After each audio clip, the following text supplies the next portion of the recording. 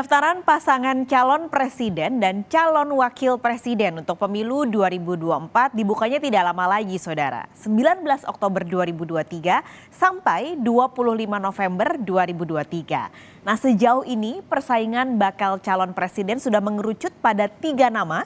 Ada 3 namanya di belakang saya ini, Saudara. Gubernur Jawa Tengah Ganjar Pranowo yang diusung PDI Perjuangan. Lalu ada Menteri Pertahanan Prabowo Subianto yang juga Ketua Umum Partai Gerindra. Serta yang terakhir adalah mantan Gubernur DKI Jakarta Anies Baswedan yang diusung Koalisi Perubahan berisi Partai Nasdem, PKS dan juga Demokrat.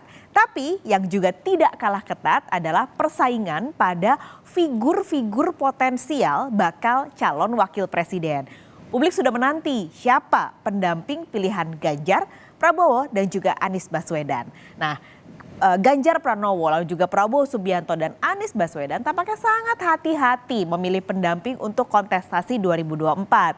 Bisa jadi sebenarnya salah satu alasannya adalah elektabilitas ketiganya ini tipis sekali, Saudara. Seperti kalau kita lihat dari hasil polling yang dilakukan oleh Lembaga Survei Indonesia periode Juli 2023. Ketika itu di surveinya LSI menanyakan kalau pemilu diikuti oleh 3 nama, yaitu ketiganya ini, siapa pilihan dari yang disurvei. Nah, hasilnya Prabowo unggul dengan angka 35,8%, lalu Ganjar di posisi kedua 32,2% dan juga Anies Baswedan 21,4%. Nah, selisihnya Anda lihat, Saudara, dari survei ini tidak begitu jauh. Jadi ketiga bakal calon presiden ini tentu butuh sosok pendamping tepat yang mampu mengatrol suara mereka.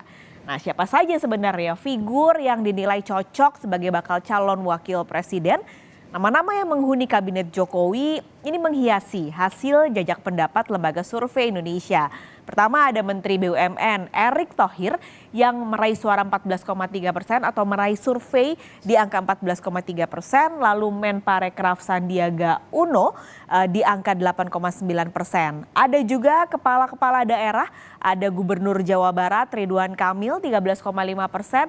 Lalu juga ada Wali Kota Solo yang juga merupakan putra sulung Presiden Gibran Rakabuming Raka. Di survei ada angka 7,6%. Dan yang terakhir di luar itu semua ada juga nama Ketua Umum Partai Demokrat yaitu Agus Harimurti Yudhoyono di 9,5%. Nah, nama-nama ini semua yang muncul di survei LSI di Juli kemarin, Saudara, akhirnya disimulasikan dengan para bakal calon presiden. Misalnya nih, Prabowo kalau dipasangkan dengan Erick Thohir punya keterpilihan sebesar 34,8%.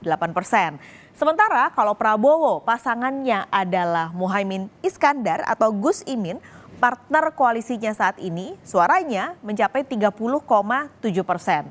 Nah, menariknya Saudara, dalam survei ini Prabowo juga dipasangkan dengan putra sulung presiden yaitu Gibran Rakabuming Raka dan hasilnya pasangan ini punya keterpilihan 33,9%. Sayangnya nama yang terakhir yang tadi saya sebut yaitu Wali Kota Solo Gibran Rakabuming Raka punya hambatan untuk bersaing di kursi RI 2 yaitu masalah usia. Karena di undang-undang saat ini tentang pemilu, syarat untuk jadi calon presiden ataupun calon wakil presiden adalah usianya minimal ini 40 tahun. Nah, tapi ini bisa saja berubah karena sekarang nih Partai Solidaritas Indonesia atau PSI yang mengklaim sebagai partainya anak muda sudah mengajukan uji materi batas usia minimal capres dan juga cawapres. Tidak cuma baca pres Prabowo yang tadi saya sudah lihat kepada Anda datanya yang dipasangkan dengan beberapa figur.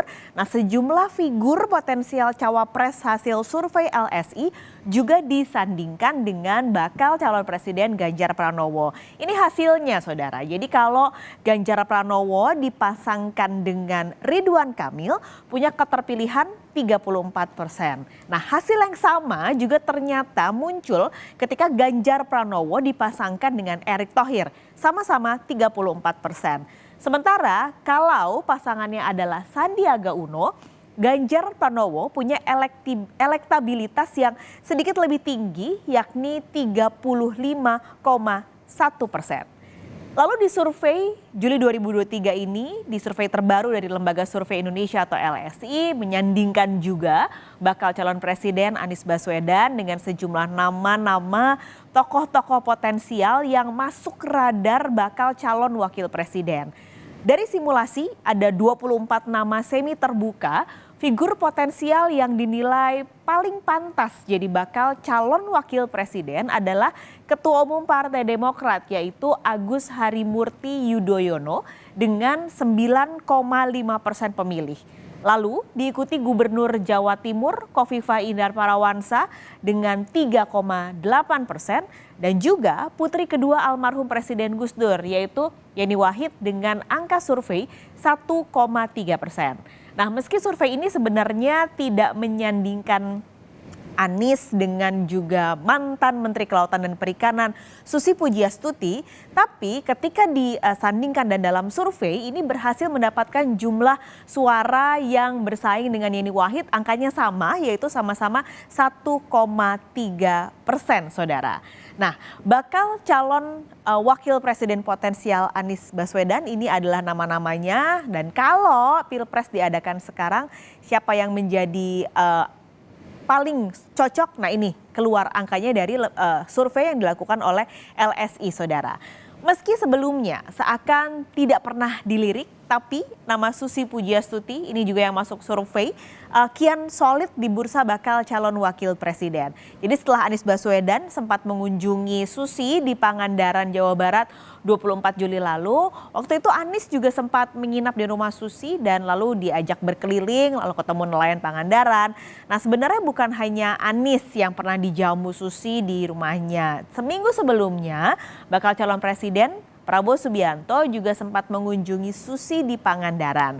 Tapi Susi udah bilang dan menegaskan tidak pernah ada tawaran, apalagi dipinang Prabowo sebagai bakal calon wakil presiden. Tapi yang jelas, saudara, sosok mantan Menteri KKP ini dan juga sekaligus bos Susi Air terkenal tegas dan berani, ini punya magnet politik.